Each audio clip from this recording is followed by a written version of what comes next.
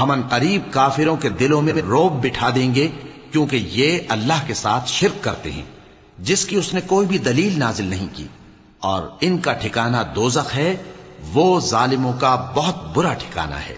اور اللہ نے تم سے اپنا وعدہ سچا کر دیا، یعنی اس وقت جب کہ تم کافروں کو اس کے حکم سے قتل کر رہے تھے، یہاں تک کہ جو تم چاہتے تھے اللہ نے تم کو دکھا دیا۔ اس کے بعد تم نے ہمت ہار دی اور پیغمبر کے حکم کی تعمیل میں جھگڑا کرنے لگے، اور تم نے اس کی نافرمانی کی۔ بعض تو تم میں سے دنیا کے طلبگار تھے اور بعض آخرت کے طالب۔ اس وقت اللہ نے تم کو ان کے سامنے سے ہٹا دیا تاکہ تمہاری آزمائش کرے، اور اس نے تمہارا قصور معاف کر دیا، اور اللہ مومنوں پر بڑا فضل کرنے والا ہے۔ وہ وقت بھی یاد کرنے کے لائق ہے جب تم لوگ دور بھاگے جاتے تھے اور کسی کو پیچھے پھر کر نہیں دیکھتے تھے، اور رسول اللہ صلی اللہ علیہ وآلہ وسلم تم کو تمہارے پیچھے کھڑے بلا رہے تھے، تو اللہ نے تم کو غم پر غم پہنچایا تاکہ جو چیز تمہارے ہاتھ سے جاتی رہی یا جو مصیبت تم پر واقع ہوئی ہے اس سے تم غمگین نہ ہو،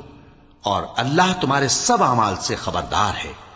پھر اللہ نے اس پریشانی کے بعد تم پر تسلی نازل فرمائی، یعنی نیند،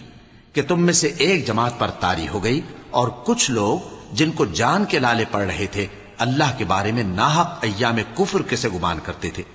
اور کہتے تھے بھلا ہمارے اختیار کی کچھ بات ہے؟ تم کہہ دو کہ بے شک سب باتیں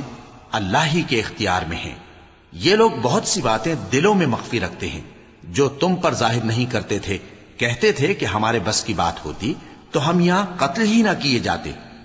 کہہ دو کہ اگر تم اپنے گھروں میں بھی ہوتے تو جن کی تقدیر میں مارا جانا لکھا تھا وہ اپنی اپنی قتل گاہوں کی طرف ضرور نکل آتے۔ اس سے غرض یہ تھی کہ اللہ تمہارے سینوں کی باتوں کو آزمائے اور جو کچھ تمہارے دلوں میں ہے اس کو صاف کر دے، اور اللہ دلوں کی باتوں سے خوب واقف ہے۔ جو لوگ تم میں سے احد کے دن جبکہ مومنوں اور کافروں کی دو جماعتیں ایک دوسرے سے گتھ گئیں جنگ سے بھاگ گئے